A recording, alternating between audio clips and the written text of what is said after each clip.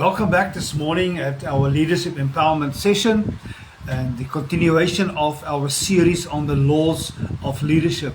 First of all, I must apologize for starting a little bit late.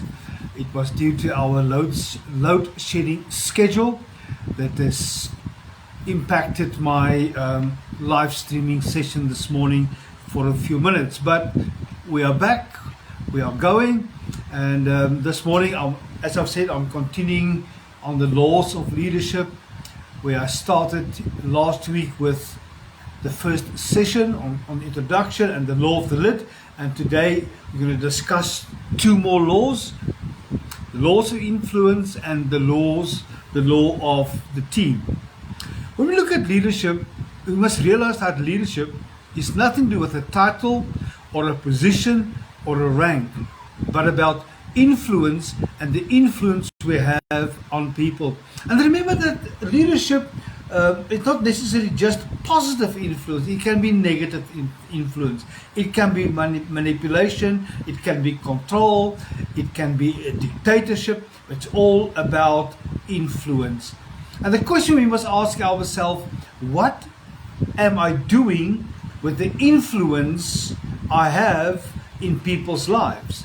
And the influence will result in the transition and transformation of their lives. So leadership do not possess influence in all areas of our lives. We must realize this.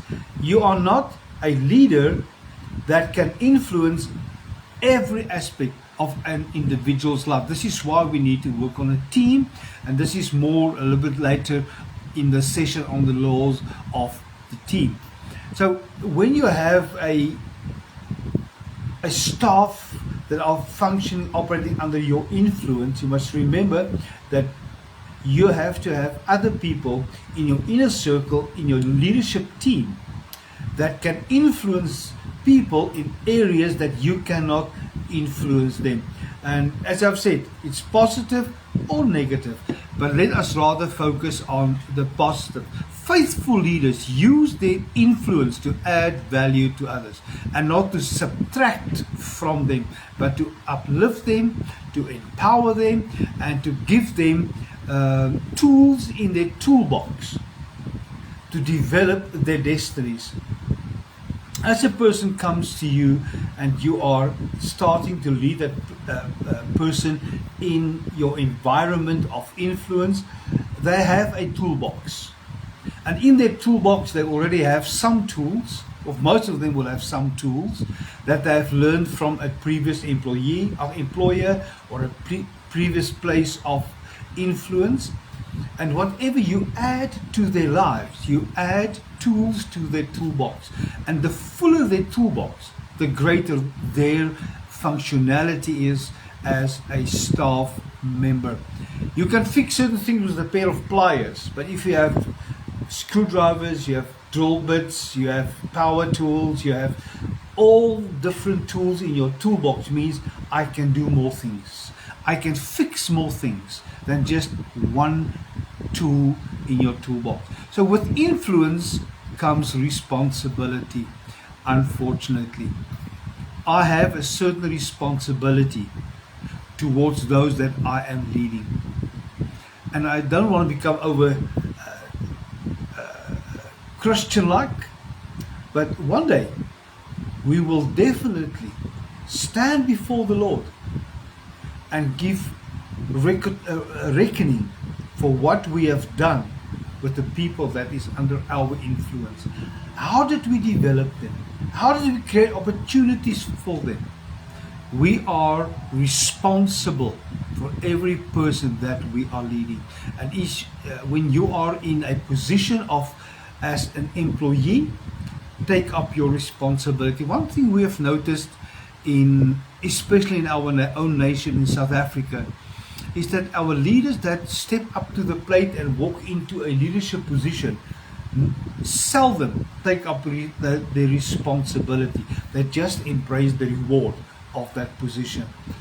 That's why so many departments are not operating effectively. That's why the roads are in such a bad state. That's why our government hospitals are understaffed, underdeveloped, and nobody wants to go to a government hospital because people don't take up the responsibility. So for us as a leader, we can choose to take up our responsibility. We can choose to grow. We can choose to increase our skills level as a leader, which in turn will increase our influence in people's lives. The more skilled you are, the more things you can do. The more things you can do, the more you can help others. As you have said, the ultimate form of leadership comes with an overall. It comes with serving others and not to be served. Yes, if you're an effective leader, you shall be served willingly and not under compulsion, not under threat, not because you have a position, but because of who you are. And if you want to know more about that type of leadership levels, go read Dr. John Maxwell's book on the 5 levels of leadership. So what are the factors that come into play if someone is an influencer of others? The first thing, if you want to influence others, your character will be tested. In other words, who we are. Not what not what my position tells me I am, not my title, but who I am.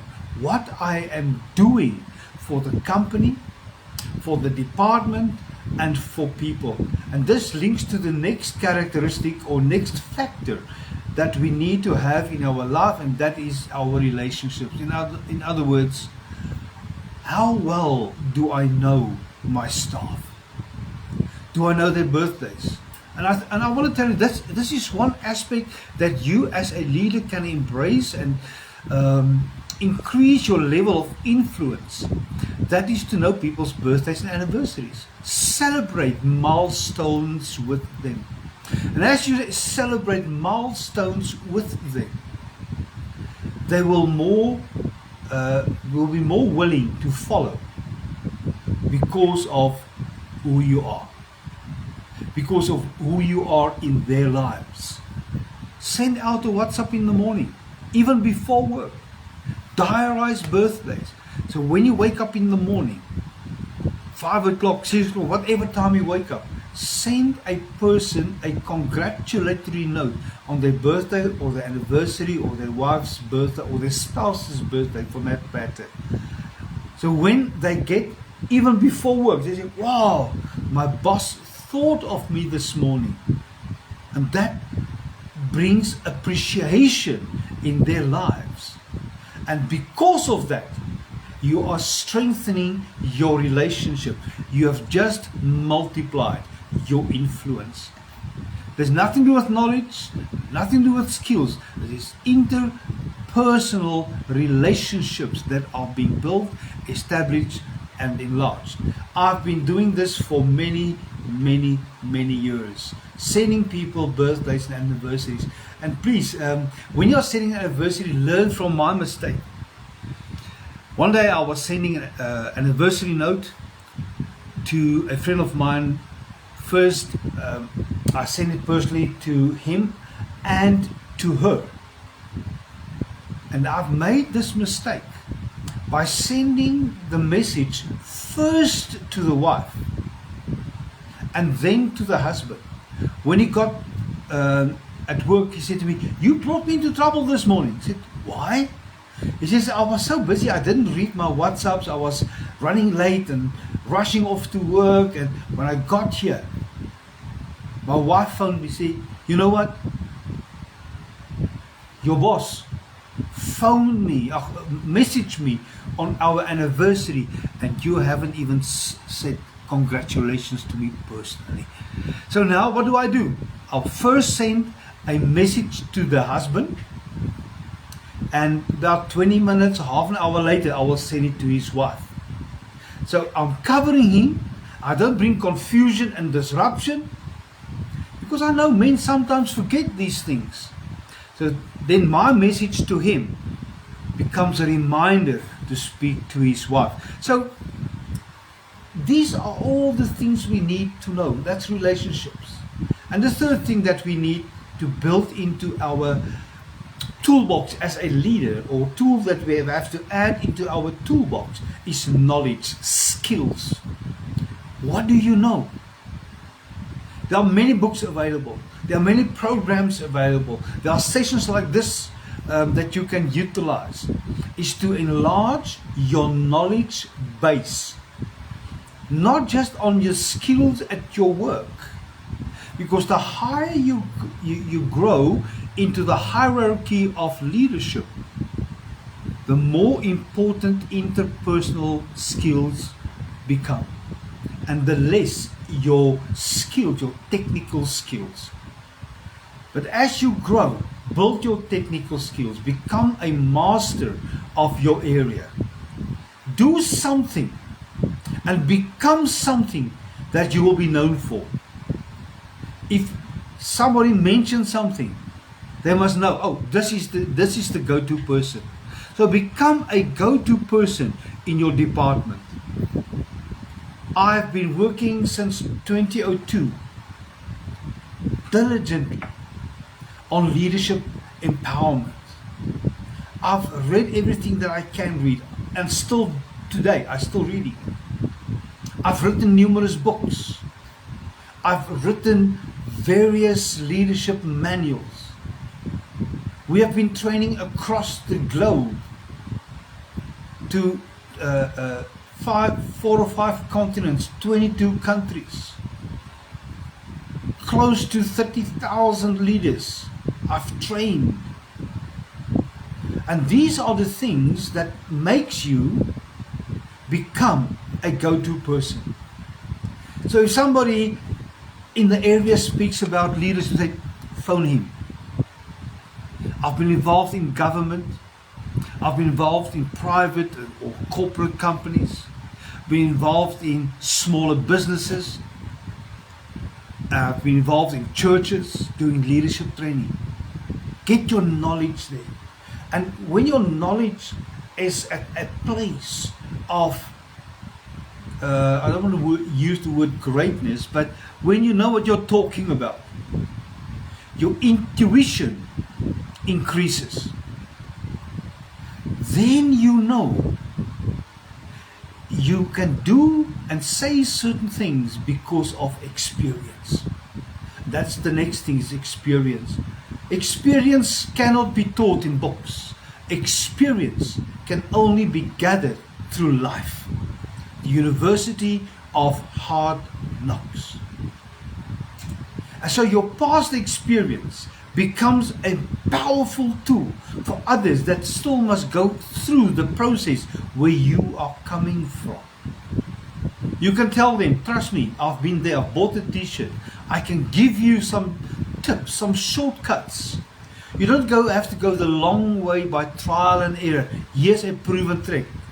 I've tracked this, this is the trail, just follow my footprints. And I promise you, you'll get to the right place.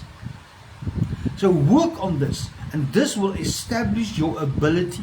In other words, what can I do? So when people are experiencing a problem, they know where to go, which office to knock on which door. Ask the questions pertaining your problem to the right people. And normally what people, employees are doing, they are asking each other. And they are battling themselves with the right answers. So rather, have that policy. If you need answers, come to me. This is not arrogance. This is not pride. Because of your relationship, people will not see you as boastful or prideful, but they will see you as helping, as somebody that will lift you up, as somebody that will empower you to become better at what you are doing. So know this. These are the factors we have to build in on influence. And as I've said, influence is a choice. Lead people by showing them what obedience is all about. If you want obedience from your staff, be obedient to your leader. Submit. And I know submission and obedience is an easy thing to do when you're asked to do something that you want to do. That your obedience is tested when you have to do the things that you don't want to do. But then you are still doing it willingly, without grudging, without complaining, without an attitude. This reminds me of this young boy that his father said to him, "You must sit." And he doesn't want to sit. His father says, "Sit." He doesn't want to sit. And he took him by his shoulders and he sat him down next to him. And the little boy sits and he whispers. He says, "I'm sitting now, but inside I'm standing." So many times we are obedient on the outside, but my heart is disobedient. In other words, I am still disobedient. The Bible tells us disobedience is sin of witchcraft. So how many times are we witch doctors for not being obedient? And show your staff how to be obedient with the right attitude. And this comes through commitment. If I'm committed, first of all, to myself, I'm committed to my character, I'm committed to who I am, I'm committed to my organization, my department, the vision and the mission of the department. And I live my life through a life of commitment. I will set the standard for others to follow. There's nothing more confusing for your staff to hear something you are saying and observing what you are doing. When there's a contradiction, they will not do what you say. They will do what you do.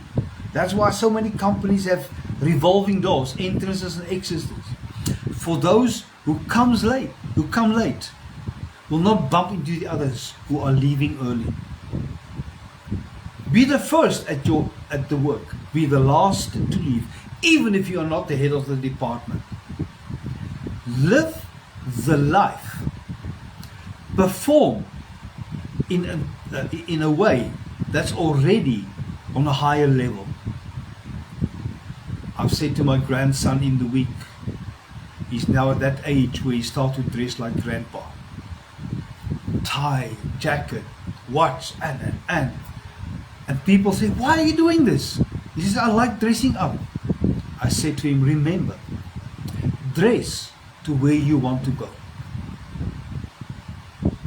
Become the part before you are functioning in the part. Then when you get there, you're already doing it. Nothing new, no pressure." And in this whole process, build a strong, reliable character. Let your yes be your yes, and your no be your no. For those who know me well will tell you, I never promise something. If my word is not good enough, it means my character is lacking something. So if I say yes, you must know it will be done. If I said no, it will not be done. I've raised my children in that way. I am operating in my work sphere in that same way. I would rather over-deliver than underperform. Let that be an attitude in your life. And if you want obedience and commitment, if you want people to follow you, let them know and see that you are following somebody else. I know it becomes more difficult the higher you are going in the echelons of leadership. But there's always somebody that you can ask, "Please mentor me." And you can have more than one mentor in your life. You can have a mentor for interpersonal relationships. You can have a mentor for your skills capacity. You can have a mentor for leadership. I'm a leadership coach, a life coach for a few companies, CEOs, MPOs, NGOs. Well, just sit with them and help them with their leadership, their personal transitions. And if they want to, I can help them even in their companies. Because my experience, my past experience, my knowledge, skills, my educational capacities, I've been trained in trade unions, I've been trained in the labor law, I've been trained in life skills, I've been trained in organizational restructuring, I've been trained in life coaching. So I can go in and help to transform a whole organization.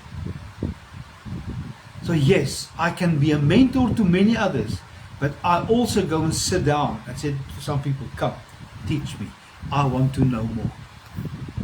One thing I'm working on now is my skills on software, computer software and programs. That is a weakness in my skills compartment. My toolbox is empty for this. So I have to change. I have to improve myself. And influencing leadership and staff, embrace that. And then step into partnership with other leaders.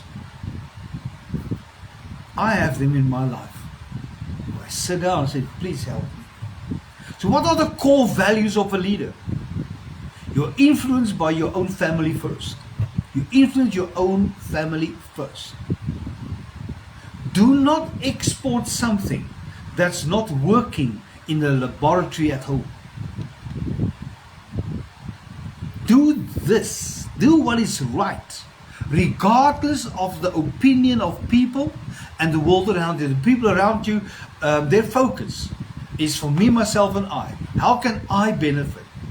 Where a true leader is not what I can benefit, but what I can add. Allow your influence to continue to grow. And this is the law of influence. I hope you learned something about the law of influence. And if you've learned something this morning in this session, please send me a message right now. I've learned this. This stood out for me. Then I know this is worth the while for you to come and sit. The second law I'm going to discuss this morning is the law of the team. No assignment is so small that only you can do it. Your assignment must scare you that you will be forced to employ a team. If your assignment does not scare you, it's too small. Dream bigger. So the reasons that people don't want to have a team around them. The reasons why, some of the reasons why people serve alone is insecurity. People are insecure and they feel threatened by the next generation that are standing up. Instead of making room for them, they try to suppress them.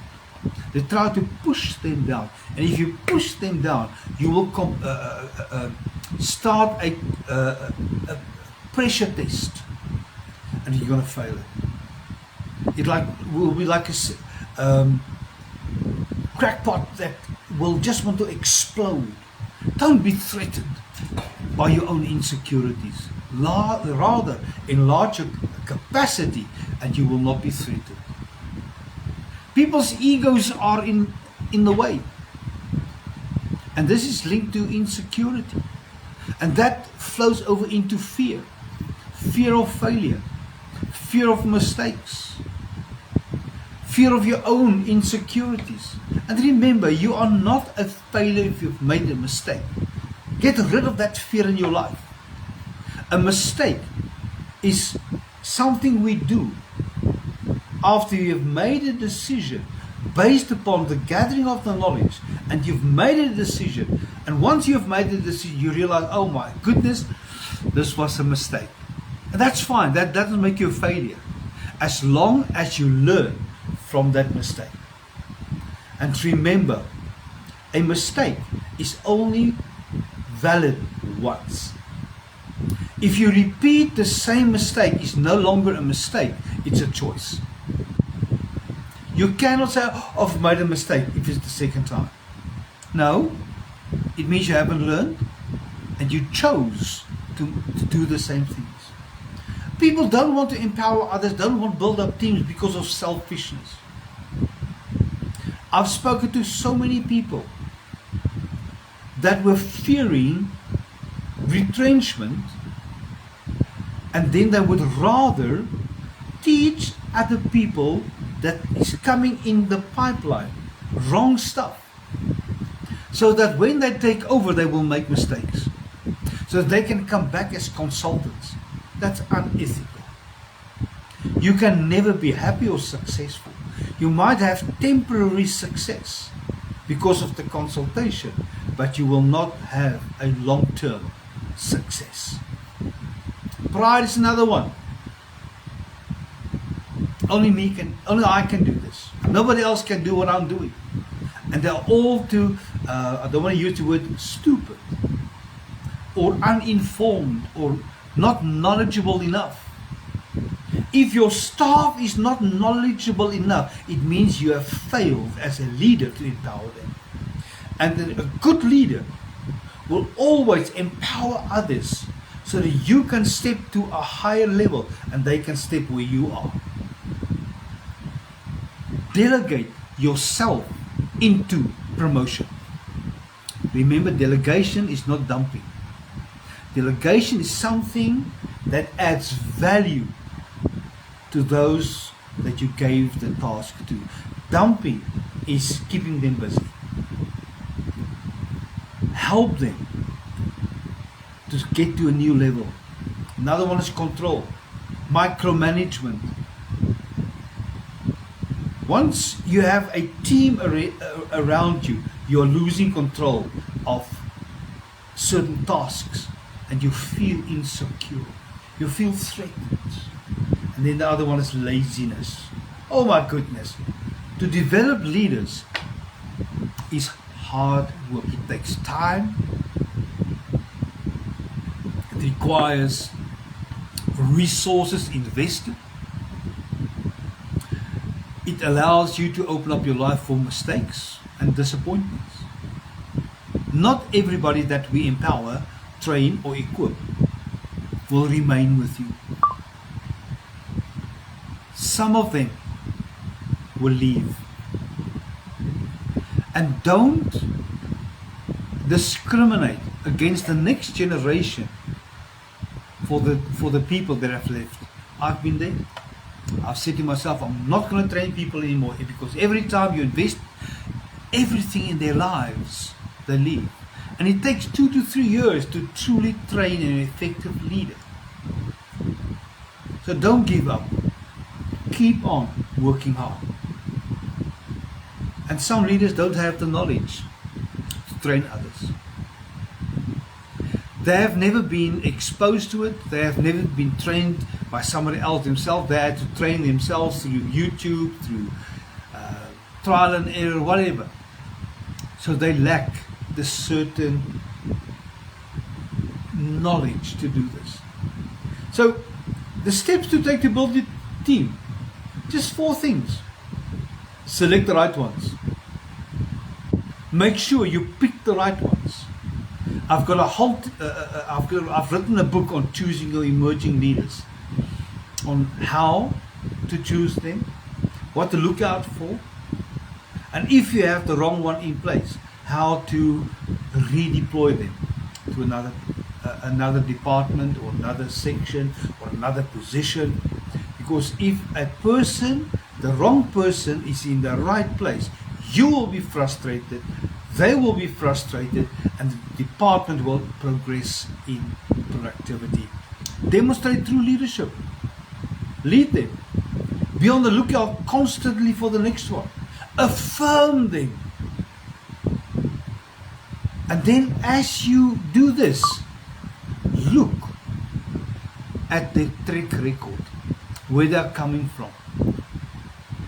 Have they shown their ability to play as part of a team, to work in a team? And a good way to find this out is go to Facebook. Go to their Twitter accounts. Follow them. You shall be surprised at what people are saying on Facebook. So these are the certain steps you have to follow. And I want to close this with this session this morning on the 5 keys to an effective team. Concentrate.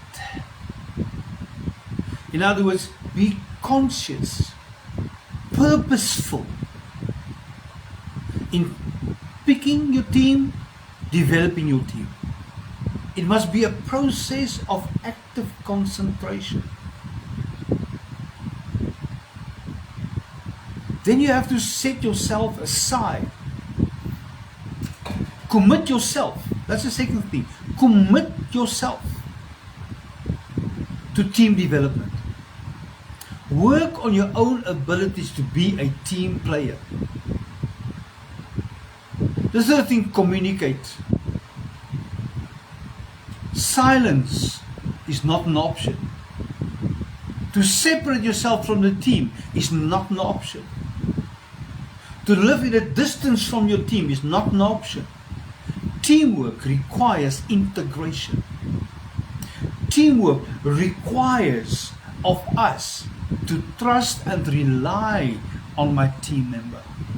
And that only comes through relationship. It comes through trust and respect, on skills, on the value you add to the team. The fourth thing, cultivation. Cultivate your relationship. Serve. Invest in others. And as a team, it must not be always just work. Take time off, take time away from the workplace and socialize. Get to know people on a different level. And then number 5, celebrate. Rejoice each other's successes. Rejoice each other's victories. Don't feel threatened when they are having some success. Don't feel disappointed that you might not have been picked for a certain assignment. Remember, in a team, there are people with different qualities, skills, and you must pick the right person for the right job. If you must make announcements in your department, don't get the introvert, get the extrovert. There might be the junior. Give them the stage, give them the pulpit, give them the opportunity, the exposure to do the announcements or to talk on something exciting that lies ahead, because it will come naturally. So make the team understand. You don't pick somebody for an assignment because of favoritism, but because of a skills configuration that they have. So let us work together. Speak to them, encourage them, affirm them, speak to their values, speak to their potential,